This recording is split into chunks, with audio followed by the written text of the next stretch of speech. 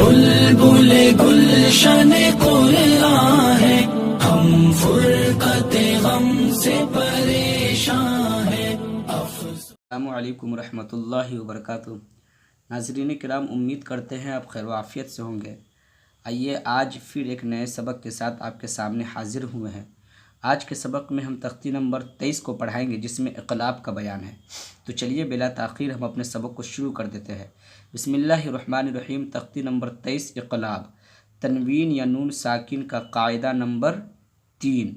तनवीन व नून साकिन का कायदा नंबर 1 तख्ती नंबर 9 के अंदर इजहार का बयान है, और तनवीन व नून साकिन का कायदा नंबर 2 तख्ती नंबर 10 के अंदर जो है इख्फा का बयान है। यहाँ पे इक़लाब है तनवीन व नून साकिन का कायदा नंबर 3, यानी तनवीन व नून साकिन के कुल 4 कायदे होते हैं। तो आज हम तीसरे कायदा को पढ़ेंगे। चलिए शुरू करते हैं।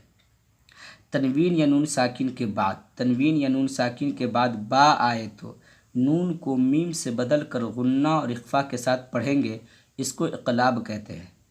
समझे? तनवीन या नून साकिन के बाद बा आए तो नून को मीम से बदल कर गुन्ना और इख्फा के साथ पढ़ेंगे, इसको इक़लाब कहते हैं। हिज्जे मसलन मीम मीम ज़बर मम, यहाँ पे नून को हम छोड़ दिए। मीम मीम ज़बर मम, बा ज़बर बा, मम ब, खा ज़ेर खी, मम बखी, लाम ज़बर ला, मम बखीला। इस तरह होंगे। मीम मीम ज़बर मम, बा ज़बर बा, मम ब, खा ज़ेर खी, मम बखी, लाम ज़बर ला, मम बखीला। पिछले सबक में हमने पढ़ा था तख्ती नंबर 9 के अंदर इजहार के बयान में कि तनवीन या नून साकिन के बाद हरूफ हल्की के 6 हरफों में से कोई भी हर्फ आएगा तो वहाँ पे इजहार हल्की होगा, यानी नून की आवाज़ को और तनवीन की आवाज़ को नाक में नहीं छुपाएंगे बल्कि ज़ाहिर करके पढ़ेंगे।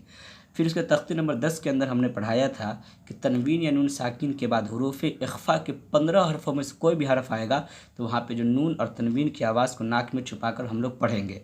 यहाँ पे है कि तनवीन या नून साकिन के बाद न हरूफ इख्फा है न इक़लाब है, बल्कि यहाँ पे सिर्फ बा आएगा। तो तनवीन या नून साकिन के बाद सिर्फ बा आएगा तो वहाँ पर ऑटोमेटिक छोटा सा मीम लिखा मिलेगा। जहाँ पर भी पूरे कायदे के अंदर बा आएगा तो वहाँ पे ऑटोमेटिक आपको छोटा सा मीम लिखा हुआ मिलेगा। तो वहाँ पे क्या लिखा है? नून को मीम से बदल कर, अगर बा आया ना तो इस नून को मीम से बदल कर गुन्ना और इख्फा के साथ पढ़ा जाएगा। जैसे मम बखीला, असल में लिखा हुआ मन बखीला, लेकिन नून साकिन के बाद बा आने की वजह से छोटा सा मीम आया है, तो इसीलिए इस नून को नहीं पढ़ेंगे बल्कि इस मीम को इस मीम में मिलाएंगे। जैसे मम बखीला लनस्फ़अन बिन्नासिया, तो इसको कहा जाता है इक़लाब। मिन बैनिस्सुल्बि किरामिन बररह मिन बअदि मुतहहरतिन बिअयदी सफरह बिज़ंबिहिम खबीरुम बिमा तअमलून समीउन बसीर कल्ला लयुनबज़न्न अलीमुन बिज़ातिस सुदूर रजुउन बईद रसूलुन बिमा ला तहवा।